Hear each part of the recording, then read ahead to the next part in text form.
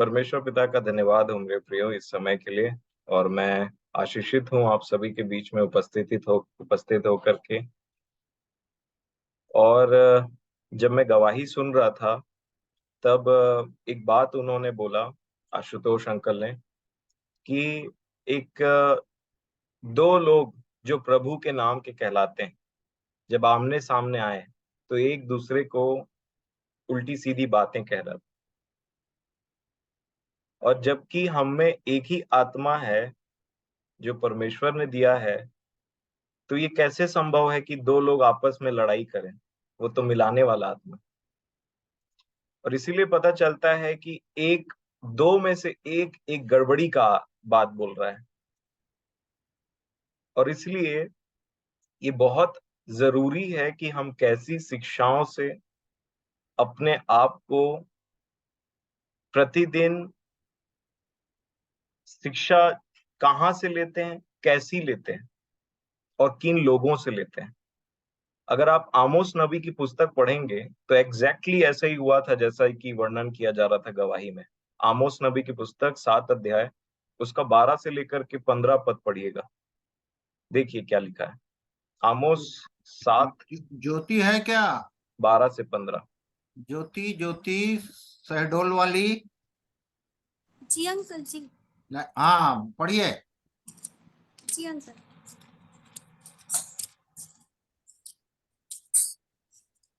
आमोस नबी की पुस्तक उसका 7 अध्याय कहाँ से भैया? 12 से 15 पढ़िएगा। जी भैया। तब अमस्या ने आमोस से कहा, हे दर्शी, यहाँ से निकलकर यहूदा देश में भाग जा और वही रोटी खाया कर और वही भविष्यवाणी किया कर। यहाँ पे आप देखेंगे कि एक अमज्या नाम का व्यक्ति है और एक आमोस है, और दोनों अपने आप को परमेश्वर का दास क्लेम कर रहे हैं। परंतु उसमें से एक सच्चा परमेश्वर का दास है और एक अपने आप से परमेश्वर का दास बन बैठा है। और इसीलिए जब अंकल ने बोला कि जब डेविड दादा उनके बीच में आए थे तो एक व्यक्ति खड़े हो गए और उनको बोलने लगे कि यहाँ पे दिखना मत, नहीं तो हाथ पैर तोड़ देंगे, ऐसे करके। क्यों ऐसी बातें होती और कितनी गंभीर है ये बातें? आमोस नबी एक ऐसे व्यक्ति थे जो पेड़ को काटने वाले व्यक्ति थे और भेड़ों को चराने वाले व्यक्ति थे। और परमेश्वर ने आमोस नबी को अपॉइंट किया था अपनी प्रजा के ऊपर में जा करके उनको कुछ बात बोलने के लिए। तो ये अमस्या कौन था? कौन था वो व्यक्ति जो आमोस से कह रहा था कि जा वहां पे और वहीं पे भविष्यवाणी करना, वहीं रोटी खाना? ये रोटी खाने का मतलब क्या है? हमारे पेट में क्यों लात मार रहे हो भाई? वहीं रोटी खाओ, यहाँ की कलीसिया क्यों तोड़ रहे हो? ऐसा ऐसा बात करते हैं कुछ लोग। भेड़ों को चोरी करके ले जा रहे हो आप, कलीसिया तोड़ रहे हो आप, ऐसा बात करते हैं मेरे प्रिय। बड़े ध्यान से समझिए कौन प्रभु की ओर से है और कौन प्रभु की ओर से नहीं है। उनके चाल चलन को देखिए। बहुत सारे वचन परमेश्वर के पवित्र शास्त्र में इसलिए लिखे गए हैं ताकि मैं और आप लोगों को परख सकें, उनके चाल चलन से परख सकें। और इसलिए आमोस और अमज्या, आज की जो गवाही है जो अंकल ने दिया, उसी से रिलेटेड ये वचन एक बार फिर से पढ़िए, 12 से 15। जी। तब अमस्या ने आमोस से कहा, हे दर्शी, यहाँ से निकलकर यहूदा देश में भाग जा और वही रोटी खाया कर और वही भविष्यवाणी किया कर, परंतु बेतेल में फिर कभी भविष्यवाणी न करना, क्योंकि यह राजा का पवित्र स्थान और राजनगर है। आमोस ने उत्तर देकर अमस्या से कहा, मैं ना तो भविष्यवक्ता था और ना भविष्यवक्ता का बेटा, मैं तो गाय बैल का चरवाहा और गुलर के वृक्षों का छांटने वाला था। आगे। और यहोवा ने मुझे भेड़ बकरियों के पीछे पीछे फिरने से बुलाकर कहा, जा मेरी प्रजा इज़राइल से भविष्यवाणी कर। यहाँ पे डिफरेंस है मेरे प्रियो। अमस्या का तो पता नहीं, आमोस को जरूर बोला गया था परमेश्वर पिता के द्वारा, जा। भेजा हुआ व्यक्ति था आमोस। और इसलिए आमोस नबी की बातें परमेश्वर की बातें थी इजराइल के लिए, परंतु अमस्या अर्थात इस संसार के द्वारा खुद से अपॉइंटेड हुआ एक व्यक्ति उस परमेश्वर के दास को चैलेंज कर रहा था। आज भी आप एक ऐसी जगह में रहते हैं जहां दो प्रकार के दास हैं, एक जो अपने आप को परमेश्वर का कहते हैं और एक जिनको परमेश्वर अपना कहते हैं। और इसीलिए ये बहुत आवश्यक है कि मैं और आप बड़ी गंभीरता के साथ में उन शिक्षाओं को प्राप्त करें जो परमेश्वर के भेजे हुओं के द्वारा मेरे और आपके लिए है। अगर आप प्रेरितों के काम उसका 2 अध्याय और उसका 40 वचन पढ़ेंगे तो देखिए क्या लिखा है। प्रेरित 2:40। आज इस गवाही के विषय में ही कुछ बातें देखते हैं। प्रभु हमारी सहायता कर रहे हैं। उसने बहुत और बातों से भी गवाही दे देकर समझाया कि अपने आप को इस टेढ़ी जाति से बचाओ। अपने आप को इस टेढ़ी जाति से बचाओ। जब एक व्यक्ति, अगर आप इस अध्याय को पूरा पढ़ेंगे, मन फिराता है, बपतिस्मा लेता है, पवित्र आत्मा का दान पाता है, तो ये उतना ही आवश्यक है उसके आगे का स्टेप कि अपने आप को एक टेढ़ी जाति से बचाओ। एक टेढ़ी जाति बाहर घूम रही है। टेढ़ी जाति मतलब क्रूकेड इंग्लिश में लिखा हुआ है, और टेढ़ा चाल चलने वाले को सर्प बोलते हैं। और इसी को यूहन्ना बपतिस्मा दाता ने, जो बपतिस्मा देने आया था, उन्होंने एक बात बोला। मत्ती रचित सुसमाचार उसका 3 अध्याय और 7 वचन से आगे पढ़िएगा, 7 और 8 को पढ़िएगा।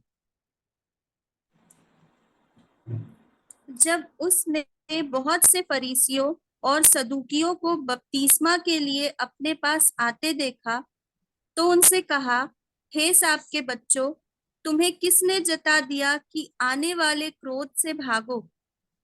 इसलिए मन फिराव के योग्य फल लाओ और अपने अपने मन में यह ना सोचो कि हमारा पिता अब्राहम है, बस। क्योंकि मैं तुमसे जी जी, थैंक यू। यहाँ पे यूहन्ना अपने पास में कुछ लोग फरीसियों को आते हुए देख रहे थे कि बपतिस्मा लेने आ रहे हैं, और उनको बोला कि हे सांप के बच्चों, हे टेढ़ी चाल चलने वालों, हे मन फिराए बिना बपतिस्मा लेने आने वालों, हे मन फिराओ के योग्य फल नहीं लाने वालों, तुमको किसने जता दिया कि आने वाले क्रोध से भागो। और यहाँ पे अगर आप, जो हम प्रेरित का पुस्तक पढ़ रहे थे 2:40 में बोला, अपने आप को एक टेढ़ी जाति से बचाओ। तो कैसे बचाएंगे मैं और आप अपने आप को एक टेढ़ी जाति से? परमेश्वर ने एक उपाय करके रखा है। 42 वचन पढ़िए, प्रेरित 2:42। और वे प्रेरितों से शिक्षा पाने और संगति रखने और रोटी तोड़ने और प्रार्थना करने में लौलीन रहे। 42 के पहले में लिखा है प्रेरितों से शिक्षा पाने।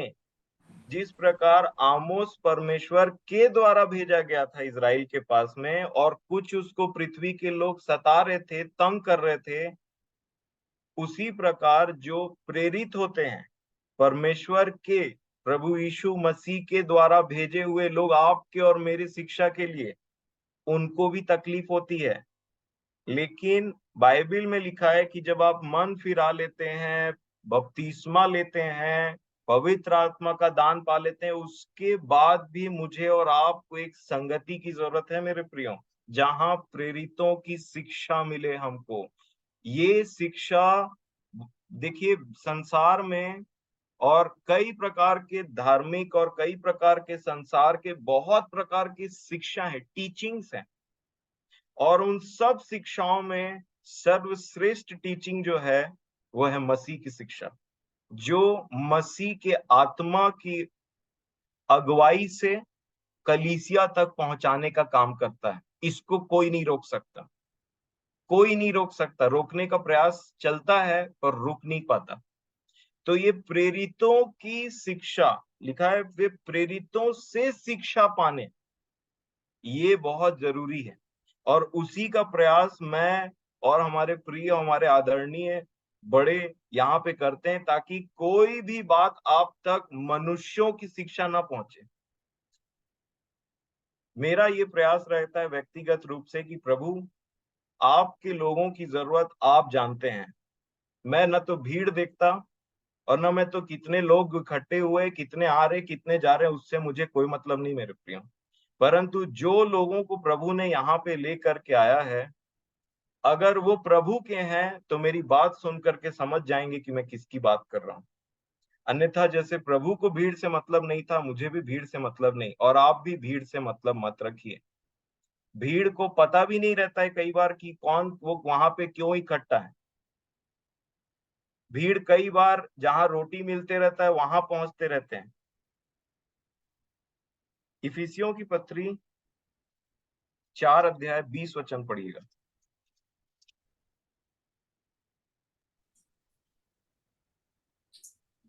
पर तुमने मसीह की ऐसी शिक्षा नहीं पाई। बस मसीह की ऐसी शिक्षा जो कलीसिया को दी जा रही है, जो वो परमेश्वर का आत्मा प्रेरितों को खड़ा करता है और उनके द्वारा मसीह की शिक्षा कलीसिया तक पहुंचाने का काम इस पृथ्वी में चल रहा है।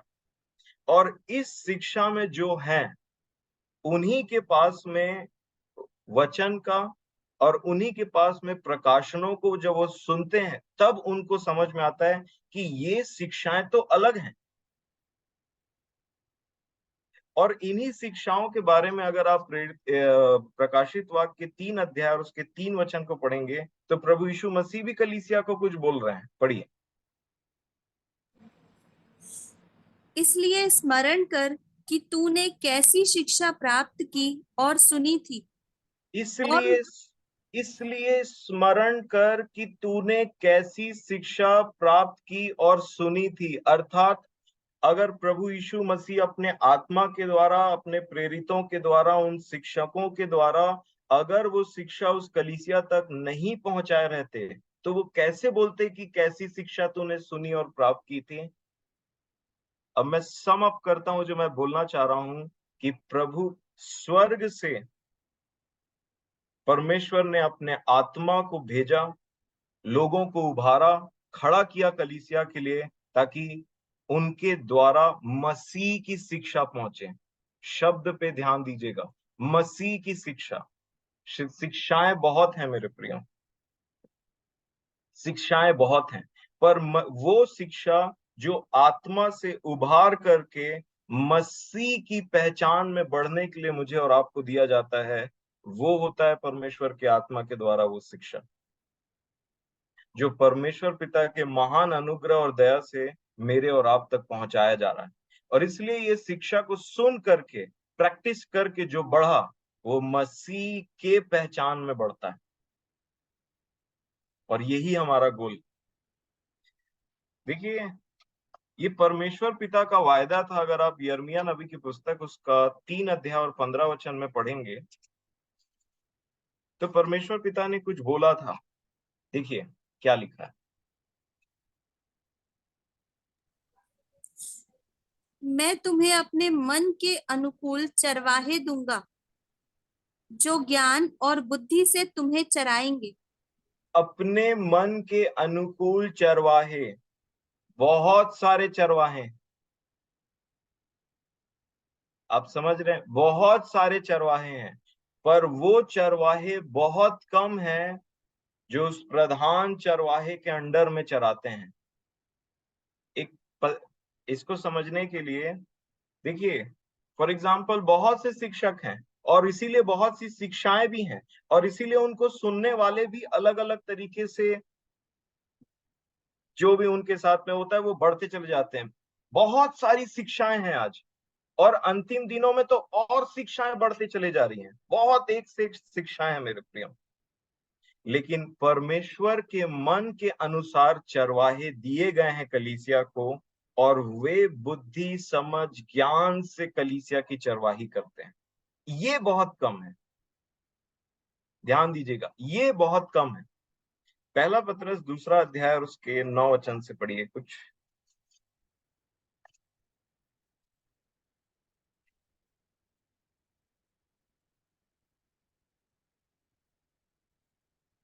रुकिए, पहला पत्रस 5 अध्याय और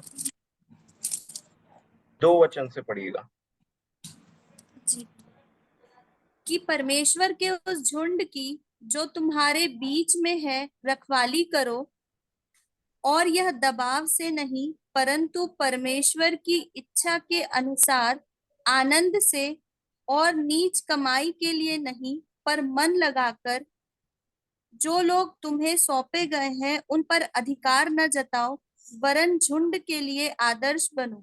रखवाली करके एक शब्द आया है, रखवाले, भेड़ों के रखवाले, जिनको शेफर्ड्स बोला जाता है, चरवाहे, रखवाले, परमेश्वर के द्वारा नियुक्त किए हुए रखवाले। और ये सब रखवाले, इसको ऐसे इमेजिन करिए कि बहुत सारे इस पृथ्वी में सच्चे रखवाले हैं जो परमेश्वर के द्वारा अपॉइंट किए गए हैं कलीसिया की उन्नति के लिए। और बहुत से उनके बीच में ऐसे भी रखवाले हैं जो एक्चुअल में रखवाले नहीं है, क्योंकि वो परमेश्वर की ओर से नहीं है। और इसीलिए परमेश्वर का ये अनुग्रह है हमारे बीच में, हमारे ऊपर, कि जो लोग परमेश्वर का नाम सच्चे मन से लेते हैं, जो धार्मिकता के भूखे और प्यासे हैं, परमेश्वर वैसे लोगों को अपने सच्चे चरवाहों के अंडर में रखना जानते हैं। और 4 वचन का एक पहला लाइन पढ़िएगा, पूरा वचन पढ़ लीजिए। 4। जब प्रधान रखवाला प्रकट होगा तो तुम्हें महिमा का मुकुट दिया जाएगा, जो मुरझाने का नहीं। अर्थात हम जो चरवाहे का काम करते हैं उस प्रधान रखवाले के अधीनता में करते हैं। वो है चीफ शेफर्ड, और हम हैं छोटे छोटे छोटे छोटे शेफर्ड, ज्योतियों के समान इस पूरे पृथ्वी में फैलाए गए हैं, ताकि कलीसिया को उन्नति, कलीसिया को बढ़ाने का, ताकि कलीसिया मसीह की पहचान में मैच्योर बन जाए। इसलिए परमेश्वर ने इन छोटे छोटे रखवालों को दिया है। और इनका प्रधान रखवाला कौन है? प्रभु यीशु मसीह। वो है सच्चा चरवाहा। और उसी के द्वारा बुद्धि पाके, उसी के द्वारा समझ पा करके, उसी के द्वारा से सिखाए हुए मैं और हम में से ऐसे बहुत हैं जो कलीसिया की बड़ी ही भय के साथ, आनंद के साथ, आहें भर करके नहीं, आनंद के साथ सेवकाई करते हैं, क्योंकि हमको ये सेवकाई उस प्रधान चरवाहे के द्वारा मिली है मेरे प्रिय। परंतु हम अपनी सेवा नहीं करते, हम आपकी सेवा करते हैं, ताकि आप उन्नति पाएं, आप सुने कि परमेश्वर का वचन आपसे क्या कहना चाहता है। और ऐसे लोगों के झुंड, ऐसे लोगों के साथ में जो लोग रहते हैं ना, ऐसे लोगों की शिक्षा जो प्राप्त करते हैं, हो नहीं सकता कि मसीह के समानता में बनते ना चले जाए। और इसीलिए ध्यान से समझिए, शिक्षाओं को परखिए। मैं आपको 2 एग्जाम्पल देता हूं जिसमें से आपको मदद मिलेगी। देखिए, अगर आप मत्ती रचित सुसमाचार उसका 22 अध्याय निकालेंगे, मत्ती 22 निकाल लीजिए, 22 मत्ती।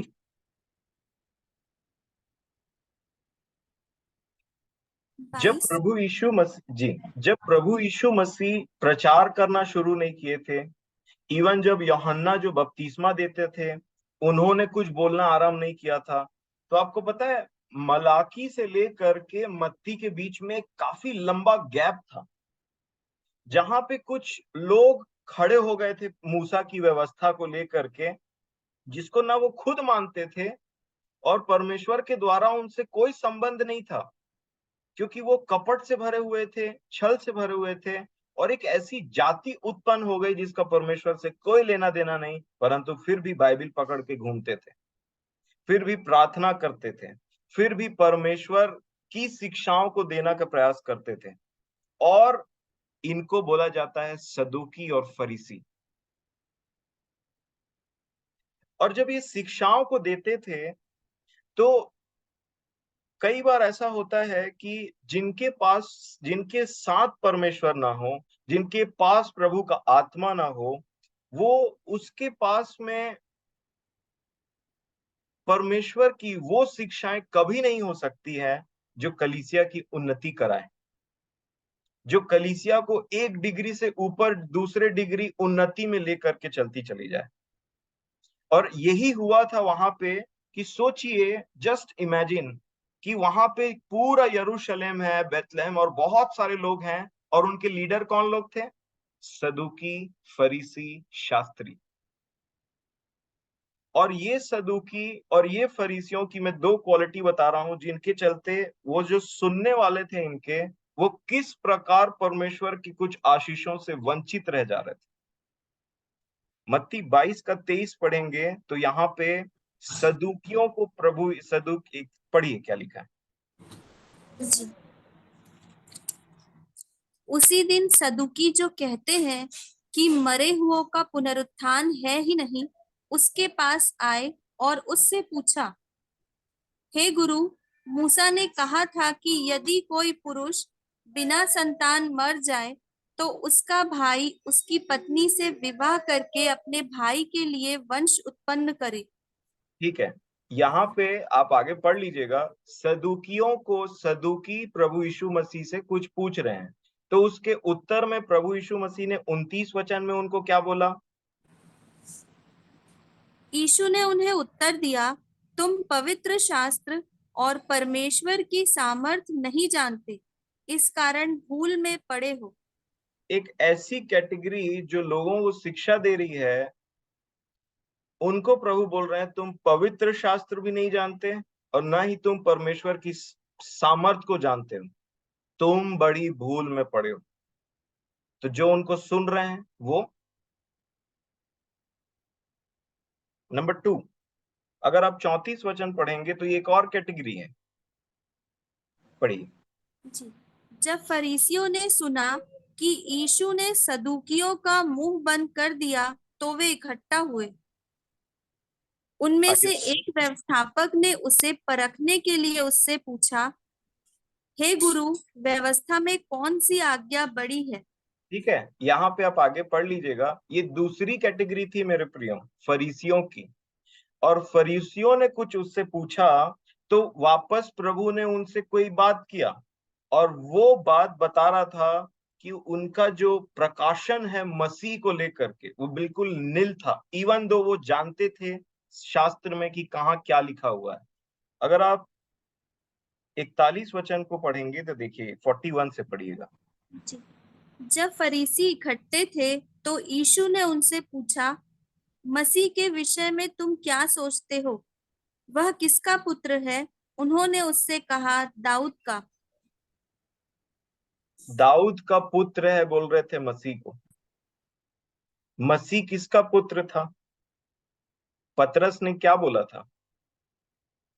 और चूंकि ये मसीह को भी दाऊद का पुत्र बोलने से एक शरीर, वो दाऊद के वंश के, वो शरीर के अनुसार दाऊद का संतान था, नो डाउट, पर वो मसीह को नहीं जानते थे, और इसलिए वो बोल रहे थे कि मसीह दाऊद का पुत्र है।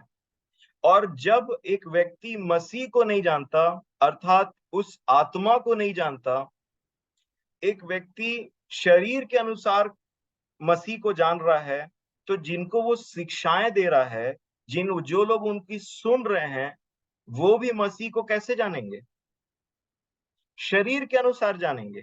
और इसीलिए आज भी आप जब देखते हैं, जब कोई प्रभु यीशु मसीह को शरीर के ही अनुसार केवल जानता है, तो शरीर की ही बातें उससे कहता है, शरीर की ही प्रार्थना उससे कहता है, शरीर की ही मांग रखता है। परंतु वचन में ऐसा लिखा है, यदि हम मसीह से इसी जीवन में सब कुछ पाने की आशा रखते हैं तो हम सब मनुष्यों से अधिक अभागे हैं। अर्थात जब शिक्षा देने वाले को ही ना पता हो कि किस प्रकार से मसीह के बारे में नहीं पता हो, तो सोचिए जो लोग उनको सुन रहे हैं उनका क्या होगा। वे भी उसको दाऊद की संतान के ही नाम से जानते थे। और इसीलिए जब कभी भी आप देखेंगे कि वो घूमते थे तो लोग चिल्ला चिल्ला करके उनको कहते थे, हे दाऊद की संतान, हे दाऊद की संतान, मुझ पर दया करिए। और चूंकि वो शरीर ही के अनुसार जानते थे उसको, तो केवल शरीर में चंगाई पा करके वो वहां पे संतुष्ट हो जाते थे। ये नहीं कि हमारे प्रभु यीशु मसीह शरीर में चंगाई नहीं देते, उन्होंने हमारे शरीर को बनाया है और वो हमारे शरीर को भला, चंगा, स्वस्थ और जो भी आवश्यकता है उसको देना जानते हैं। परंतु अगर एक व्यक्ति उसको शरीर के अनुसार भी जाने और आत्मा के अनुसार भी जाने तो उसका प्रार्थना बिल्कुल अलग रहता है। और वही, अगर आप मरकुस रचित एक एग्जाम्पल देखते हैं, मरकुस रचित सुसमाचार 10 अध्याय और 47 वचन से पढ़िए। वह यह सुनकर कि यीशु नासरी है, पुकार पुकार कर कहने लगा, हे दाऊद की संतान यीशु, मुझ पर दया कर। आगे पढ़िए। बहुतों ने उसे डांटा कि चुप रहे, पर वह और भी पुकारने लगा, हे दाऊद की संतान, मुझ पर दया कर। तब यीशु ने ठहर कर कहा, उसे बुलाओ। और लोगों ने उस अंधे को बुलाकर उससे कहा, ढाढ़स बांध, उठ, वह तुझे बुलाता है। वह अपना कपड़ा फेंककर शीघ्र उठा और यीशु के पास आया। इस पर यीशु ने उससे कहा, तू क्या चाहता है कि मैं तेरे लिए करूं? अंधे ने उससे कहा, हे रब्बी, यह कि मैं देखने लगूं। यीशु ने उससे कहा, चला जा, तेरे विश्वास ने तुझे चंगा कर दिया है। वह आप यहाँ पे, तुरंत। जी, आप यहाँ पे देखेंगे कि किस प्रकार एक व्यक्ति चिल्लाता है दाऊद की संतान अर्थात यीशु को। आप मसीह का वर्णन नहीं पाएंगे वहां पे। दाऊद के संतान यीशु को वो पुकार रहा था, क्योंकि फरीसियों ने प्रचार ही वो किया था। एक काइंड ऑफ, जब भी वो मसीह को बोलते थे तो सोचते थे कि कोई शरीर के अनुसार बहुत ताकतवर आएगा, क्योंकि वो दाऊद की संतान है। और इसलिए पूरे लोगों का मेंटेलिटी यही था कि वो हमारे लिए कुछ शरीर में करेगा, कुछ शरीर में करेगा। तो अब वो जब पूछता है कि बता मैं तेरे लिए क्या करूं, ये प्रश्न बहुतों से पूछा जाता है मेरे प्रियो, क्या चाहिए तुझे, क्या करूं मैं तेरे लिए। तो देखिए, वो जो उसको दाऊद की संतान के रूप में जानता था, उसने यीशु से बातचीत किया और यीशु को अपने शरीर का एक दुख बताया कि मैं अंधा हूं, क्योंकि एक अंधा ही जानता है कि कितनी तकलीफ होती होगी। और उसने वो चंगाई पा करके आगे कुछ बात नहीं किया।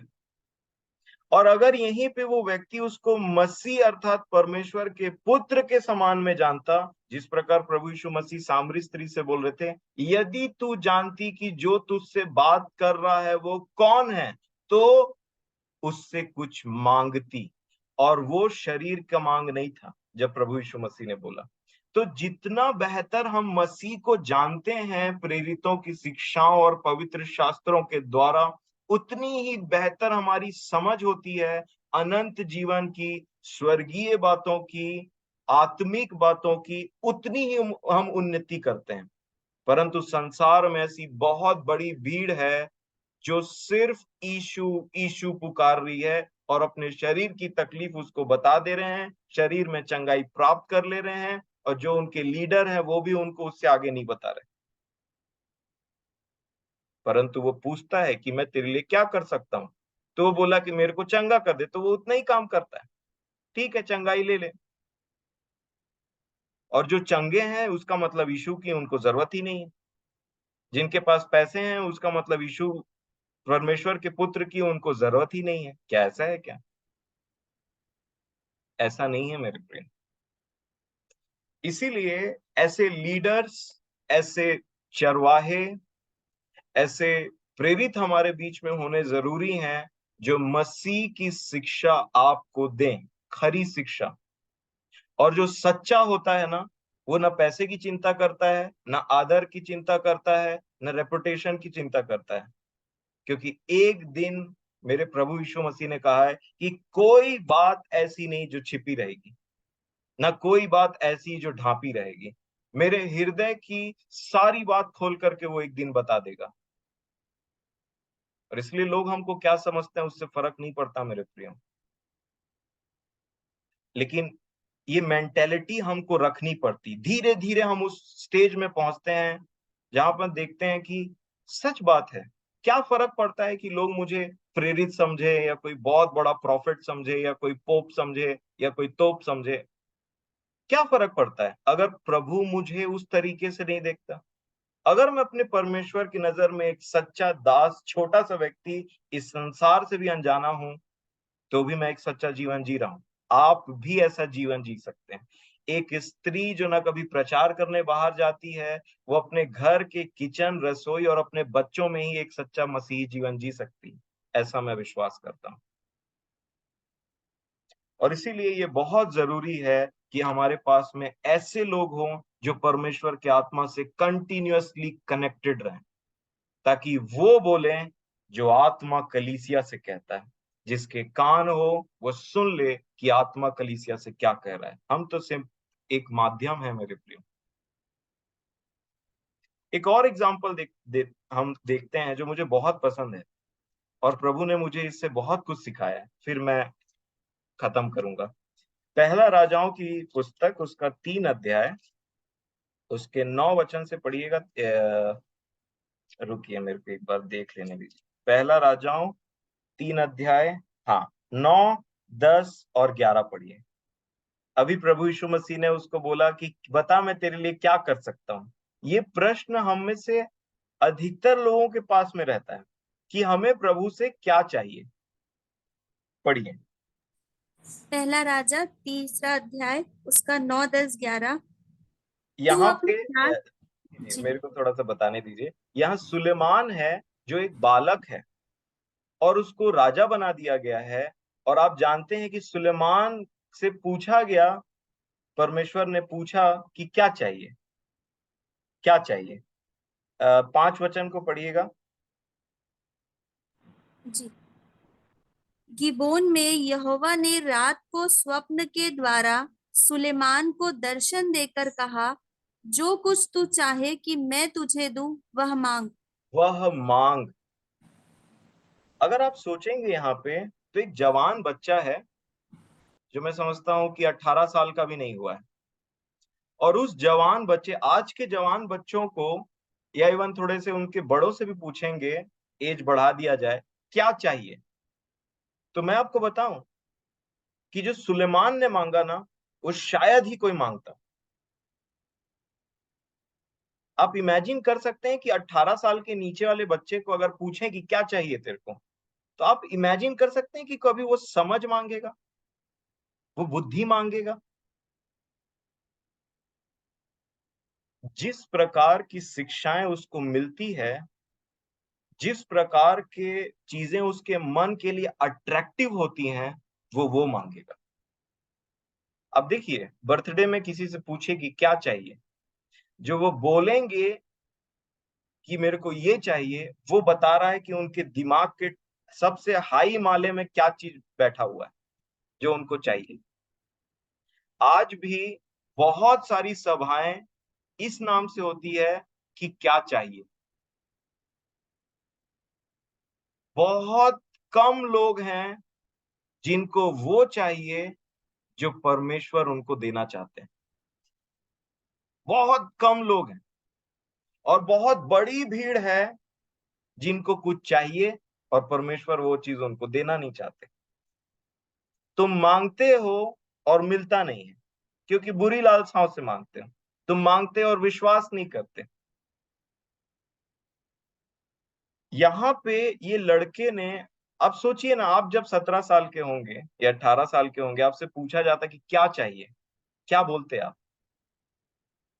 अभी भी चलिए, ये क्वेश्चन मान लीजिए परमेश्वर पिता आपसे पूछ रहे हैं, बोल क्या चाहिए, तो आप जो मांगेंगे ना मेरे प्रिय, सच में अंदर से जो चाह निकलेगी ना, वो बताती है कि आपको कैसी शिक्षाएं दी गई हैं, और या फिर आपने कई बार अच्छी शिक्षाओं के पाने के बावजूद भी एक व्यक्ति का मन इधर उधर भटकते रहता है। अगर, चलिए इसको लंबा नहीं करूंगा मैं। देखिए 9 वचन से कि क्या मांगा उन्होंने, 9, 10, 11 पढ़ी। जी। तू अपने दास को अपनी प्रजा का न्याय करने के लिए समझने की ऐसी शक्ति दे कि मैं भले बुरे को परख सकूं, क्योंकि कौन ऐसा है कि तेरी इतनी बड़ी प्रजा का न्याय कर सके। क्या इस मांगा? बात क्या मांगा ज्योति बहन, क्या मांगा उन्होंने? समझने की ऐसी शक्ति। एग्जैक्टली, समझने की ऐसी शक्ति, इसको याद रखिएगा, समझ मांगा। जी। ठीक है, आगे पढ़िए 10। जी। इस बात से प्रभु प्रसन्न हुआ कि सुलेमान ने ऐसा वरदान मांगा है। तब परमेश्वर ने उससे कहा, इसलिए कि तूने यह वरदान मांगा है और ना तो दीर्घायु और ना धन और ना अपने शत्रुओं का नाश मांगा है, परंतु समझने के विवेक का वरदान मांगा है। इसलिए सुन। जी जी जी। एक 17 साल का लड़का या 18 से नीचे का लड़का समझने की शक्ति मांग रहा है, और जो वो मांगा परमेश्वर उससे प्रसन्न हुए। कि मैं, वो बहुत प्रसन्न हुए, मतलब सोचिए कि हमारी प्रार्थना ऐसी है, हमारा मांग ऐसा है जो स्वर्ग में परमेश्वर को आनंद देता है प्रभु यीशु मसीह के द्वारा। और कुछ प्रार्थनाएं ऐसी हैं जो मैं समझता हूं ना कि कहीं ना कहीं एक ऐसा बात हो जाता है कि अभी तक यही मांग है, यही डिमांड्स हैं, यही चीजों पे मन लगा हुआ है, मसीह को नहीं समझे। तो मैं यहां पे जो चीज समझाना चाह रहा हूं, एक 18 साल के नीचे का लड़का जो इस पृथ्वी के अनुसार कोई भी वो चीज नहीं मांगता, उसने समझने की शक्ति मांगी मेरे प्रिय परमेश्वर पिता से। ये हुआ कैसे? और तब आप समझेंगे। 3 वचन को पढ़िए इसका। जी। सुलेमान यहोवा से प्रेम रखता था और अपने पिता दाऊद की विधियों पर चलता तो रहा। अपने पिता दाऊद की विधि, अर्थात सुलेमान की ये प्रार्थना कहां से निकली थी? उसके पिता के द्वारा शिक्षा मिली थी उसको। उन सारे बालकपन में उसके पिता राजा दाऊद ने, जो परमेश्वर के मन के अनुसार एक व्यक्ति था, वो उसको कुछ शिक्षा दे रहा था। वो उसको बचपन से कुछ शिक्षा दे रहा था, शिक्षा दे रहा था। उसके दिमाग में उन बातों को बहुत ही अट्रैक्टिव बना लिया था कि सुलेमान जब प्रार्थना करता, जब उससे पूछा जाता कि क्या चाहिए, तो उसके दिमाग के सबसे ऊंचे माले में ये चीज बैठी हुई थी कि मुझे ये चाहिए। किसके द्वारा हुआ? एक ऐसे जन के द्वारा जो परमेश्वर से जुड़ा हुआ था, जिसने परमेश्वर को प्रसन्न किया था, जो अपने परमेश्वर को जानता था भली भांति। अगर आप नीति वचन में उसका 4 अध्याय 1 वचन से पढ़ेंगे तो देखिए सुलेमान कुछ बोल रहे हैं। नीति वचन 4 का 1 से 5 तक पढ़िए। जी। हे मेरे पुत्रों, पिता की शिक्षा सुनो और समझ प्राप्त करने में मन लगाओ, क्योंकि मैंने तुमको उत्तम शिक्षा दी है। मेरी शिक्षा को न छोड़ो। देखो, मैं भी अपने पिता का पुत्र था और माता का अकेला दुलारा था। पिता और का मैं पुत्र, ये कौन लिख रहा है नीति वचन को? सुलेमान लिख रहा है। तो उसके पिता कौन है? दाऊद। वो बोल रहे हैं मैं भी अपने पिता का पुत्र और माता का दुलारा था, अकेला दुलारा था। आगे पढ़िए। और मेरा पिता मुझे यह कहकर सिखाता था, वो तेरा टीचिंग मन देता था। दाऊद उनका पिता उनको टीच कर रहा था, सुलेमान को बचपन से। क्या टीच कर रहे थे वो? तेरा मन मेरे वचन पर लगा रहे, तू मेरी आज्ञाओं का पालन कर, तब जीवित रहेगा। 5वां, बुद्धि को प्राप्त कर, समझ को भी प्राप्त कर, उनको भूल ना जाना, ना मेरी बातों को छोड़ना। उसका पिता उसको कह के बता रहा था, मेरे प्रियो बुद्धि को प्राप्त कर, समझ को प्राप्त कर, और जो उसका पिता उसको शिक्षा दे रहा था, एक गॉडली पर्सन जो उसको शिक्षा दे रहा था, वो जवान के मन में उसकी पिता की शिक्षाएं घर कर गई। और जैसे ही परमेश्वर ने पूछा कि क्या चाहिए, उसने वही चीज बोला जो उसके पिता की शिक्षा के द्वारा उसके मन में बहुत ही अट्रैक्टिव थी, कि मेरे को ये चाहिए, मेरे को ये चाहिए। शिक्षा ये काम करता है मेरे प्रिय, आपके प्रार्थना करने के तरीके को बदल देता है, आपके प्रार्थना करने के विषय को बदल देता है, आपके माइंड को चेंज कर देता है। जैसे हम कल, मैं तो जुड़ा नहीं था पर मैंने देखा, तुम्हारे मन के बदलने से तुम्हारा चाल चलन, मेरा मन ट्रांसफॉर्म होता है, जैसे पहले सोचता था वैसे नहीं सोचता। क्या चेंज आया बीच में? परमेश्वर के आत्मा के द्वारा वो शिक्षाएं मैंने पाया, उसको अपने हृदय में रख छोड़ा, और तब मेरा मन बदल गया और बदलता चला जा रहा है। तो वो शिक्षाएं मेरे को एक ग्रेड से दूसरे ग्रेड से तीसरे ग्रेड में बढ़ाती चले जा रही है। और शिक्षा देने वाला कौन है? परमेश्वर पिता का आत्मा। वो हमारा सहायक और शिक्षक। और एक सबसे महान शिक्षक मलाकी के बाद जो परमेश्वर खुद मनुष्य के स्वरूप में आए, वो प्रभु यीशु मसीह थे। और जब उन्होंने लूका रचित सुसमाचार में बोला, तो बोला कि क्या मांगने के लिए बोला प्रभु यीशु मसीह ने? कि तुम बुरे होकर के अपने बच्चों को भली वस्तुएं देना जानते हो, तो तुम्हारा स्वर्गीय पिता क्या अपने मांगने वालों को, बताइए। मत्ती नहीं, लूका के अनुसार पूछ रहा हूं। पवित्र आत्मा नहीं देगा। क्या नहीं देगा? पवित्र आत्मा। पवित्र आत्मा क्यों कर नहीं देगा? और इसलिए मेरे प्रियो, अब मैं सम अप करूंगा सब चीजों को, कि आप देख सकते हैं कि शिक्षाएं कितनी जरूरी हैं और क्या क्वालिटी होनी चाहिए उस शिक्षा की। और इसलिए परमेश्वर ने आप हमारे लिए प्रेरितों को ठहराया है, चरवाहों को ठहराया है, अपने मन के अनुसार चरवाहे दिए हमको। तो सोचिए परमेश्वर स्वर्ग से हमारे लिए क्या उपाय करते हैं। और जो इन शिक्षाओं में बढ़ते चले जाते हैं, मसीह की शिक्षा में बढ़ते चले जाते हैं, वही तो कलीसिया है। तो प्रभु मेरी और आपकी सहायता करे इन वचनों के द्वारा। मैं परमेश्वर पिता का धन्यवाद देता हूँ उस समय के लिए। प्रभु यीशु मसीह आप सभी को अपने अनुग्रह और शांति से परिपूर्ण करें।